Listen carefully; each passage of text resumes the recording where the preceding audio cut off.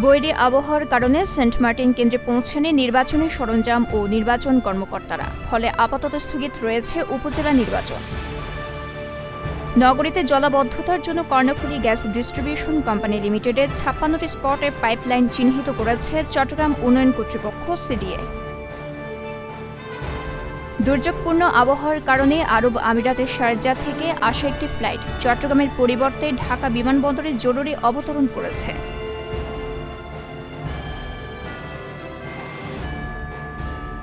প্রবল ঘূর্ণিঝড় রেমালের প্রভাবে গত রবিবার সকাল থেকে বন্ধ থাকা কক্সবাজার বিমানবন্দরে ফের চালু হয়েছে ফ্লাইট চলাচল।